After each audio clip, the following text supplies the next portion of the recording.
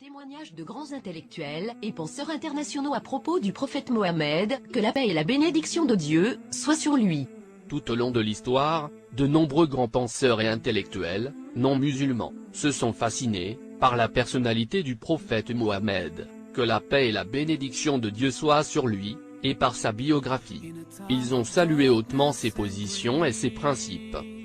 Le célèbre dramaturge anglais, George Bernard Shaw, a déclaré: Le monde a grand besoin d'un homme, à la pensée lumineuse de Mohammed. Je crois que si un homme comme lui devait assumer la dictature du monde moderne, il réussirait à résoudre ses problèmes, de façon à lui amener la paix et le bonheur si nécessaire. J'ai prophétisé sur la foi de Mohammed, il serait acceptable à l'Europe de demain, comme elle commence à être acceptable à l'Europe d'aujourd'hui. Du livre de George Bernard Shaw, L'Islam véritable. Maquillard, l'auteur du livre, largement vendu, 100, le classement des personnages les plus influents dans l'histoire, a choisi le prophète Mohammed comme le premier personnage de la liste. Il a dit: Mon choix pour Mohammed pour occuper la tête de la liste des personnages les plus importants et influents du monde, peut surprendre plusieurs lecteurs et laisser d'autres lecteurs se questionner. Il est le seul personnage dans l'histoire qui a suprêmement réussi sur les deux niveaux, à la fois, le niveau religieux, et le niveau laïque. C'est cette combinaison non parallèle entre laïcité et immense impact religieux, que je sentais à propos du prophète Mohammed. C'est ce qui m'a guidé à le considérer comme l'unique et le plus influent personnage dans l'histoire humaine. Plusieurs intellectuels internationaux sont influencés par les qualités personnelles du prophète Mohammed, qu'ils ont exprimées dans leurs écritures et livres. Lamartine, le fameux historien français, dans son livre L'histoire des Turcs, a dit à propos du prophète Mohammed: Si la grandeur des buts, la petitesse des moyens, et la gigantesqueté des résultats, sont les trois critères du génie humain, qui ose comparer n'importe quel grand personnage dans l'histoire avec Mohammed. Gandhi, le commandant spirituel du mouvement d'indépendance indien à travers le mouvement de la désobéissance nationale, dans son livre La Jeune Inde, 1929, a dit à propos du prophète Mohammed, que la paix et la bénédiction de Dieu soient sur lui. Je deviens plus que convaincu que ce n'était pas l'épée qui a gagné une place pour l'islam en ses jours dans la vie. C'était la simplicité rigide, la totale abnégation du prophète, le respect scrupuleux de promesses, sa dévotion intense envers ses compagnons et ses adeptes, son intrépidité, son courage, sa confiance absolue en Dieu et en sa propre mission. Thomas Carlyle, l'écrivain anglais, a déclaré: J'aime Mohammed à cause de sa nature libre de toute hypocrisie. Avec des mots clairs, il abordait le César romain et le roi de Perse, et il les guidait vers ce qu'il aime pour eux dans cette vie et dans la vie éternelle. George Wells, l'auteur anglais. Cordialement, le prophète Mohammed est la plus grande personnalité qui a établi un état de justice et de tolérance. Leitner a dit: Je déclare mon espoir de voir un jour où les chrétiens présentent un grand respect pour Jésus, à travers leur respect au prophète Mohammed. En vérité, le chrétien qui reconnaît la religion et le droit chemin apporté par le prophète Mohammed, est clairement le vrai chrétien.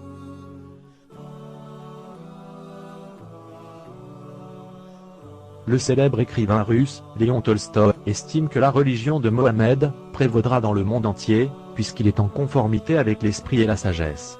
Jean-Louis Michon, l'orientaliste français, a déclaré: L'islam qui a ordonné le djihad, ou la guerre sainte, a eu beaucoup de tolérance avec les adeptes d'autres religions. Selon l'enseignement de Muhammad, que la paix et la bénédiction de Dieu soient sur lui, Omar ibn al-Khattab n'a pas tort à infléchir les chrétiens quand il conquit Jérusalem. Wolfgang Goethe, un des figures clés de la littérature allemande, et un des poètes européens les plus fameux, et qui est aussi un peintre, humaniste, scientifique et philosophe, a dit à propos du prophète Mohammed: Il est un prophète et non un poète, et donc son Coran doit être considéré comme une loi divine, et non pas comme un livre d'un être humain, fait pour l'éducation ou le divertissement. Thomas Khalil, dans son livre « Le héros et le culte du héros et le héros de l'histoire », a déclaré « Les mensonges calomnies occidentales qu'ils aient bien intentionnés à entasser autour de cet homme Mohammed sont une honte pour nous-mêmes seulement. » Le célèbre historien français, Gustave Le Bon, dans son livre La civilisation de l'islam et des Arabes, a déclaré « Sans aucun doute, il était le possédant du plus haut degré d'intelligence, de sagesse et de sensibilisation. Mohammed est le plus grand homme que l'histoire ait jamais connu. » Will Durant, auteur de l'histoire de la civilisation, a déclaré « Si nous avons évalué la grandeur en tant que l'influence sur les gens, nous dirons Mohammed est le plus grand parmi les grands de l'histoire. » Et Dieu dit dans le Saint-Coran chapitre 68, verset 4, « Et tu es certes, d'une moralité éminente. Et nous ne t'avons envoyé comme miséricorde pour l'univers. » Saint-Coran chapitre 21, verset 107. Au nom d'Allah, le tout miséricordieux, le très miséricordieux, votre compagnon ne s'est pas égaré et n'a pas été induit en erreur, et il ne prononce rien sous l'effet de la passion, ce n'est rien d'autre qu'une révélation inspirée. 40 hadiths, recueil de traduction de paroles du prophète Mohammed, que la paix et le salut d'Allah soient sur lui. La meilleure parole est celle d'Allah, le Coran, et le chemin le plus droit est celui du prophète Mohammed. Le meilleur d'entre vous est celui qui apprend le Coran et l'enseigne. Tout enfant qui naît dans la saine nature, l'islam, ce sont ses parents qui en font un juif, un chrétien ou un mazdéen. Ne rentrera pas au paradis celui qui porte en son cœur, ne serait-ce qu'un atome de vanité.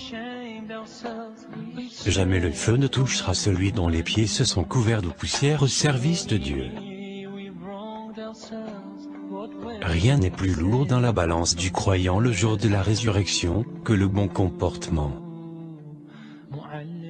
L'acte préféré par Allah, puissant et grand, est celui qui est fait constamment même s'il est de petite quantité. Quiconque introduit une bonne coutume dans l'islam, en recevra la récompense, en plus de la récompense due à ceux qui l'auront pratiqué, et ce jusqu'au jour de la résurrection.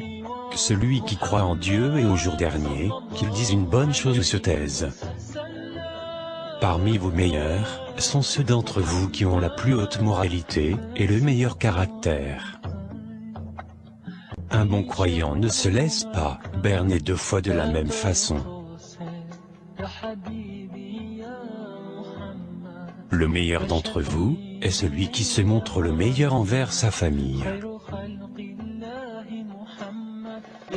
Nul n'a jamais mangé de meilleure nourriture que celle qu'il a obtenue du travail de ses mains. La purification est la moitié de la foi.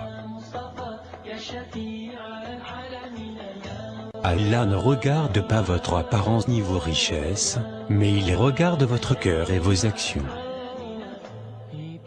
Il est assez comme péché, pour un individu, qu'il raconte tout ce qu'il entend. Méfiez-vous de la présomption, car la présomption est le parler le plus mensonger. Le musulman est celui dont les musulmans sont à l'abri du mal de sa langue et de sa main. Le croyant ne se lasse pas d'un bien qu'il entend jusqu'à ce qu'il arrive au paradis. Allah ne fera pas miséricorde à celui qui ne fait pas miséricorde aux gens. N'a pas atteint un degré de foi complète celui qui passe la nuit repu alors que, tout en le sachant, son voisin est affamé à ses côtés. N'est pas des nôtres celui qui n'est pas affectueux envers les jeunes enfants, et qui ne respecte pas les aînés. Aucun d'entre vous ne peut se prétendre croyant jusqu'à ce qu'il aime pour son frère, ou prochain, ce qu'il aime pour lui-même. Ne méprise aucune bonne action, si petite soit-elle, comme le fait d'accueillir ton frère, avec un visage souriant. Ton sourire face à ton frère est une aumône. Pas de rupture au-delà de 3 jours. Il n'est pas permis qu'un musulman rompe avec son frère musulman plus de 3 jours. La main haute est meilleure que la main basse.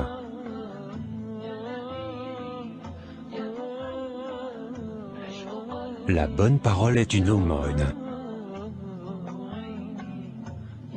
Les croyants sont comme un corps. Si une partie en souffre, toutes les autres parties en pâtissent. Le croyant est le miroir de son frère croyant. L'individu la plupart du temps ne prête pas attention à ses propres défauts. Les gens sont égaux comme les dents d'un peigne. Échangez les salutations, salam, entre vous, vous vous aimerez mutuellement. Le musulman est le frère du musulman et, de ce fait, il ne doit ni être injuste envers lui, ni le trahir. Le jeûne est un bouclier contre le feu de l'enfer.